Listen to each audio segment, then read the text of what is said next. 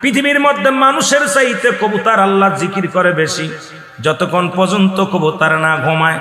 পাঁচটা প্রাণী শুনে নেন। যিনি নবী করিম সাল্লাল্লাহু আলাইহি ওয়াসাল্লাম হিজরতের সময় মক্কা থেকে মদিনায় যখন গিয়েছিলেন, তখনও আমার নবীজিকে কি করলেন, সাহায্যের জন্য কবুতর যায় একটা বাসা বানাইলেন।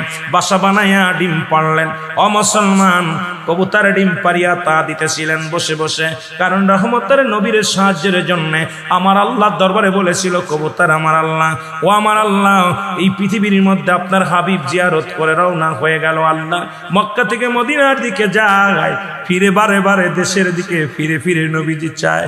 আল্লাহ শত্রু পক্ষ লেগেছে পিছে, না জানি আমার নবীজিকে ঘায়েল করবে।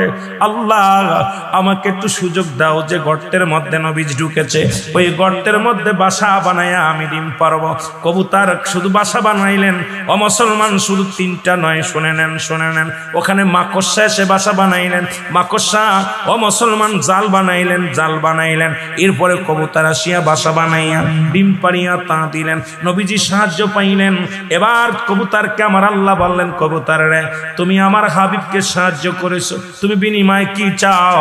কবুতর বলে, ইয়া রাসূলুল্লাহ, ইয়া হাবিবাল্লাহ, আপনার হাবিবকে আমি সাহায্য করেছি, বিনিময়ে আমি কিচ্ছু চাই না। ইয়া রাসূলুল্লাহ, ইয়া হাবিবাল্লাহ, আল্লাহ নবী গো, আমার নবীর আমি সাহায্য করেছি। আমার আল্লাহ আপনার হাবিবের সাহায্যের জন্য, রহমতের নবী, নবীদের নবী, তাকে আমি সাহায্য করতে পেরে আমি কবুতরের জিন্দেগি ধন্য হয়েছি। আর আমার আল্লাহ, আমি আপনার কাছে কিছু চাই না। আমার আল্লাহ কয়, ও কবুতর শুনে নাও, তোমাকে আমি ঋণী আমার নবীর কাছে ঋণী হতে দিব না, আমার নবীরে তোমার কাছে ঋণী হতে দিব না। কিয়ামত পর্যন্ত তোমার কোনো বাসা বানানো লাগবে না। কিয়ামত পর্যন্ত তোমার বাসা শুধু মানুষে বানাবে। তুমি